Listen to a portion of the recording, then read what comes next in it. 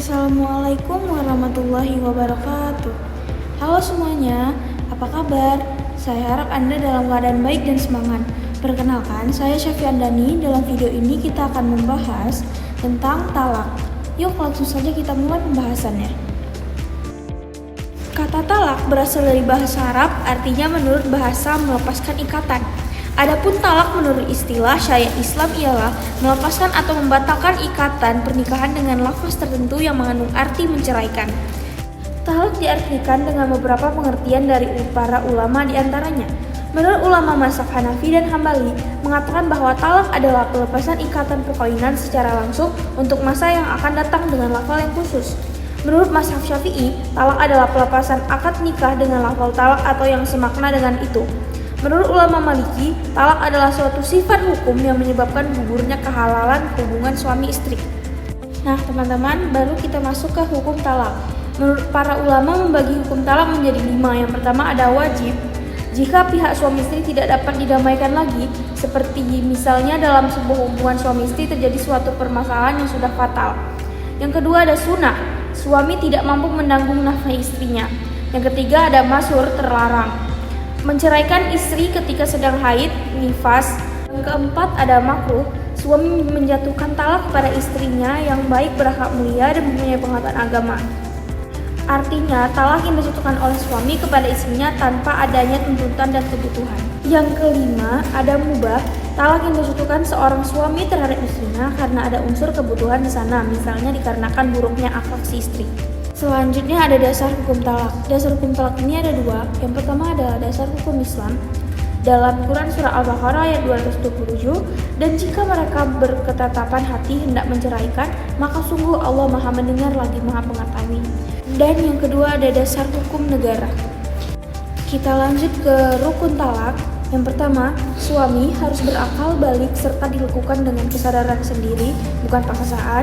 Yang kedua, istri merupakan istri yang sah menurut agama, belum ditalak 3 oleh suaminya. Dan yang ketiga, diucapkan dengan jelas, syihat talak, tidak dalam kondisi marah serta tidak ada paksaan. Selanjutnya juga ada syarat berlakunya talak. Bagaimana sih talak dianggap sah? Yang pertama, talak dilakukan oleh suami kecuali untuk kasus tertentu. Istri bisa mengajukan gugatan cerai ke pengadilan. Yang kedua ada suami adalah orang yang berakal dan balik, bisa membedakan benar dan salah.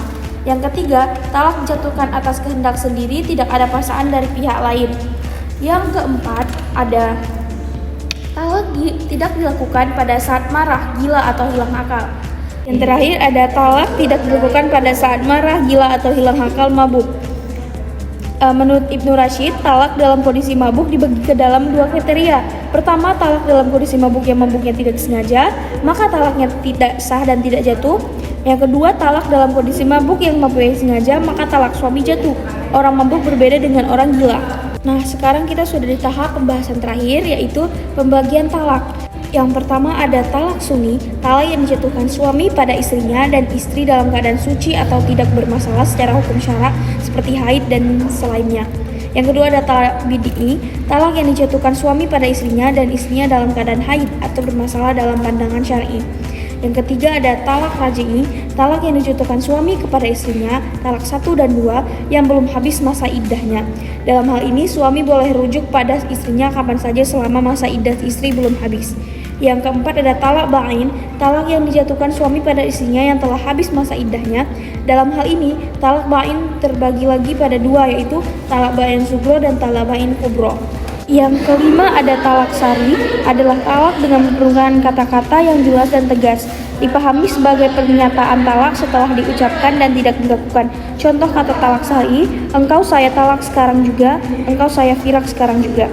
Yang keenam ada talak kinayah. Talak kinayah adalah talak dengan menggunakan kata-kata sindiran atau samar-samar. Talak ini memerlukan adanya niat pada diri suami. Contoh kata talak kinayah, selesaikan sendiri segala urusanmu, pergilah ke rumah orang tuamu, keluarlah dari rumah ini sekarang juga. Yang ketujuh ada talak raj'i, adalah talak yang dijatuhkan oleh suami terhadap istrinya yang pernah dicampuri. Cara untuk kembalinya mantan istri kepada mantan suaminya itu tidak memerlukan akad nikah, mahar, dan persaksian. Dalam hal ini, seorang suami masih mempunyai hak untuk kembali kepada istrinya, meskipun tanpa ada keridhaan darinya. Yang ke-8 ada talak munajas atau talak muajal, yaitu talak yang jatuh pada saat sifatnya diucapkan. Misalnya ucapan seorang suami kepada istrinya, engkau telah ditalak atau engkau telah tertalak. Yang ke-9 ada talak mu'allaq, talak bersyarat atau yang lebih dikenal dengan talak ta'ni. Talak ta'ni adalah talak yang digantungkan terjadinya pada suatu perkara di masa mendatang. Biasanya menggunakan kata-kata jika, apabila, kapanpun, dan seterusnya. Contoh ungkapan suami kepada istrinya, jika engkau masuk lagi rumah si ini, maka engkau tertalak. Atau jika engkau pergi ke rumah saudaramu, maka engkau tertalak. Atau jika engkau keluar rumah tanpa seizinku, maka engkau tertalak. Atau kapanpun engkau ngobrol lagi dengan si ini, maka jatuhlah talakku kepadamu. Sekian pembahasan talak dari saya. Terima kasih telah menyimak presentasi ini. Saya berharap materi ini tidak hanya bermanfaat, tetapi juga memotivasi Anda untuk terus belajar dan berkembang. Wassalamualaikum warahmatullahi wabarakatuh.